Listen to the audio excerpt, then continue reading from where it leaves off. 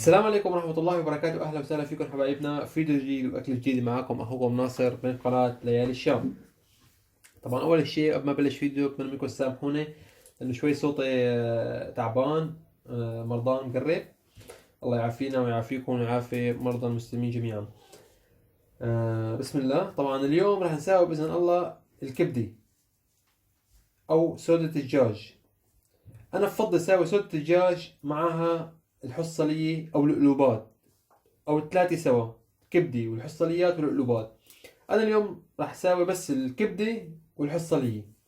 طبعا اكلتنا اليوم راح تكون كبده الدجاج. معي كيلو او نص كيلو من سودة الدجاج ونص كيلو من الحصليه.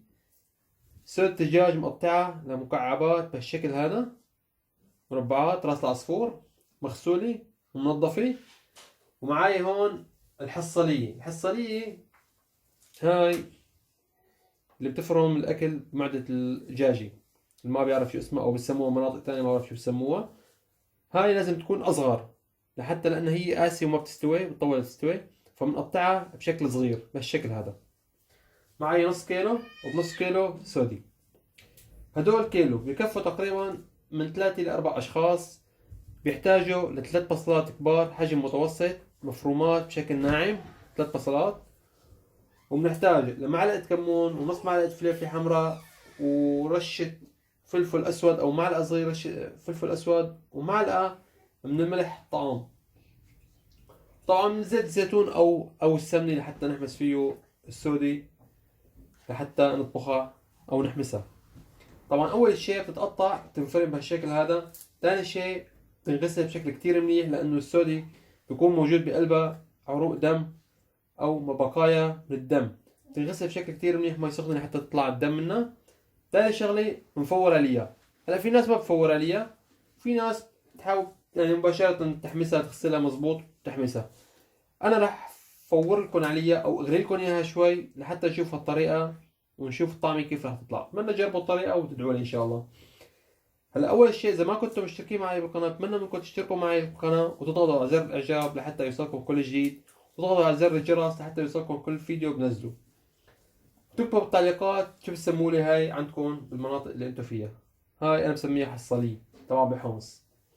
خلينا نروح هلا لاول خطوه هي تفوير على السودي.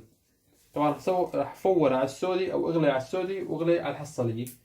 خليكم معنا. بسم الله. طبعا ما حكيت لكم حبايبي، اول شيء رايحين نفور على السودي. نحتاج لمي سخنه. بسم الله.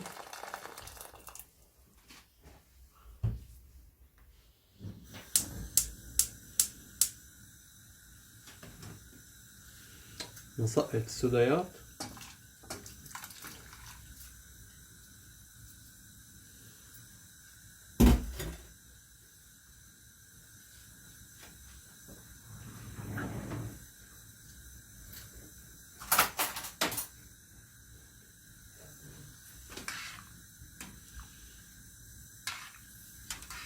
شايفين كيف؟ يعني قد ما غسلوا بيطلع منهم دم.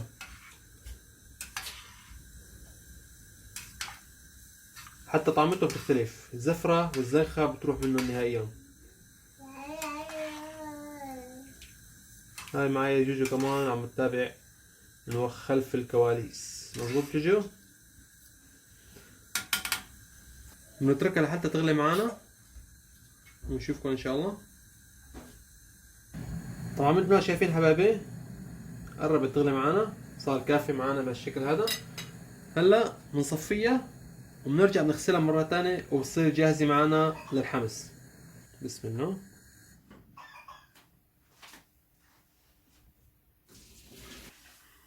هلا نفس الخطوة الأولانية بنضيف مي جديدة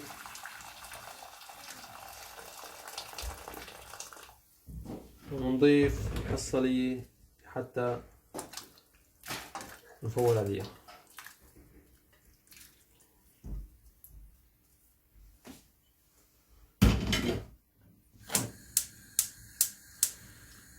كمان نفور عليها لحتى تغلي المي او قبل ما تغلي المي بشوي.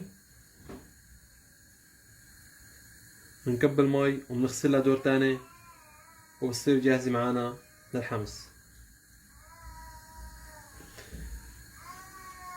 بين ما تصير جاهزة معنا الحصالية راح اغسل السودي انا وجهزها، ونشوفكم مرحلة الحمص ان شاء الله.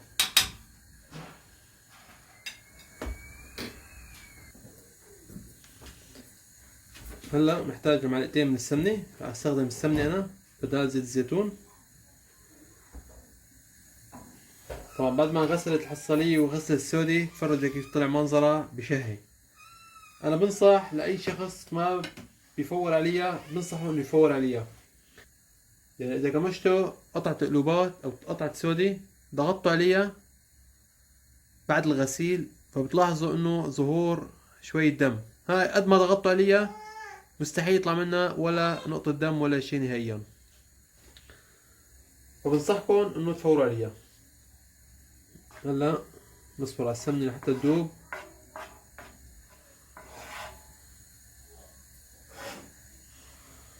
اول شغلة بدنا نحمص البصلة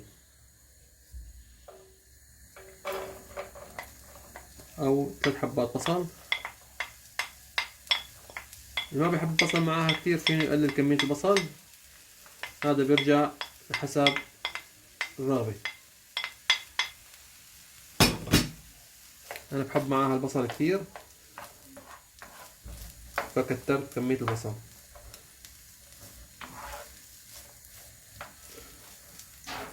هلا حتى ما طول عليكم فيديو كثير حبايبي وتضوجوا مني، رايحين نفور او عفوا رايحين نحمص البصلة لحتى يصير لونها ذهبي مثل ظهر الزيت ما بيقولوا، ونشوفكم بالخطوة اللي بعدها ان شاء الله.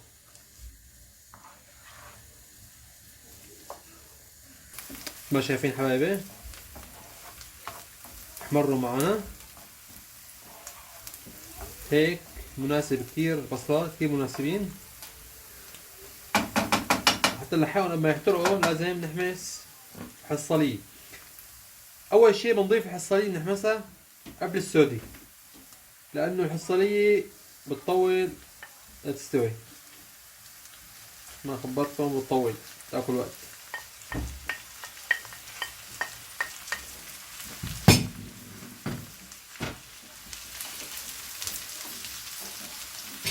نضيف عليها رشة ملح ورشة كمون.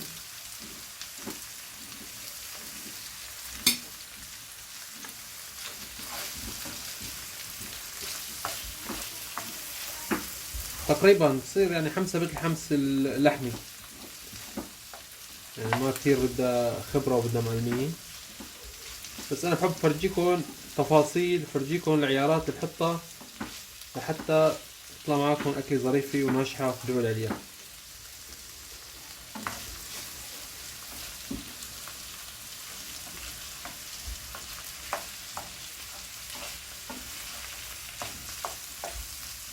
بياكلوا وقت معنا،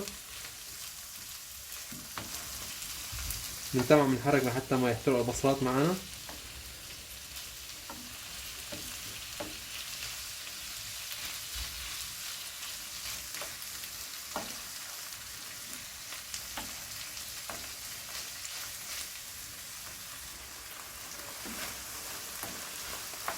هيك صار كافي. هلا هيك صار كافي، استوت معنا الحصالية. ياكلوا تقريبا 10 دقايق على النار. هاي الحصالية الناس اللي ما بتطبخها قد ما تميت عم تحمسها على النار بتم فيها قرطة، يعني بتم فيها بتم مقاسي، ما بصير طرية نهائيا.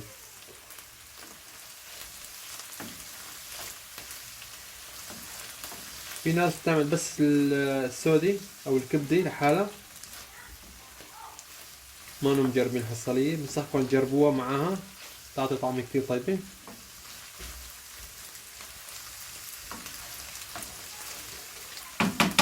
هلا بنضيف السودي.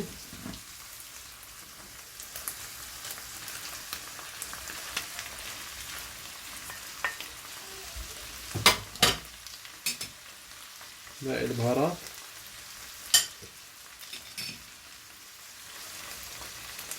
فيكم تكتروا كمية الفلفل إذا حبيتوا، كمية الفلفل.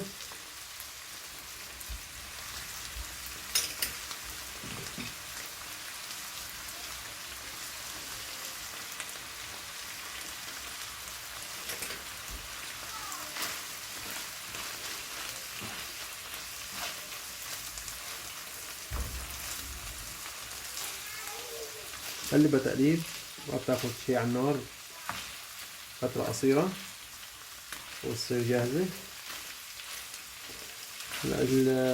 صوت الدجاج كثير حساسة،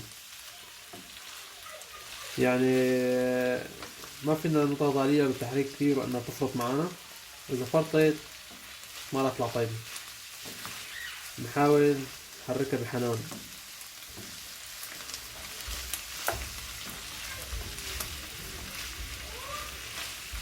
بالشكل هذا لحتى تصير معنا جاهزة.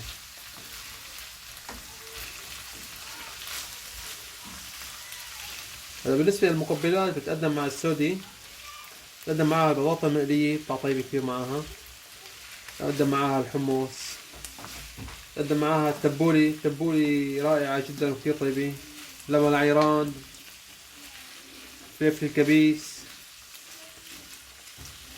رح نصبر عليها حتى شوي لحتى تستوي معنا وأحضر التبولة. إن شاء الله رح نزلكم طريقة تحضير التبولة وكيف تحضرها أنا في ليالي الشام.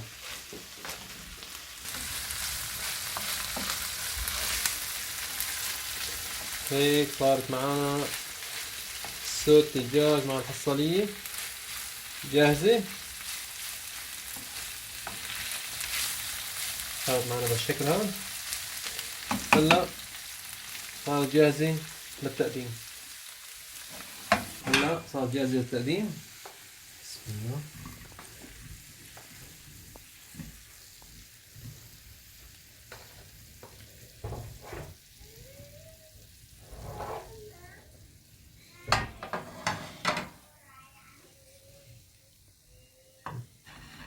ما خبرنا بتقدم معها صحن التبولة واللبن،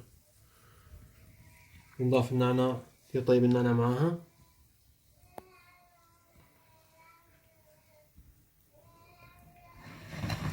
ان شاء الله يكون طبقنا اليوم عجبكم والطريقة نالت اعجابكم. اتمنى تدعموا القناة بلايك واشتراك وكومنت، وانطرونا فيديو جديد.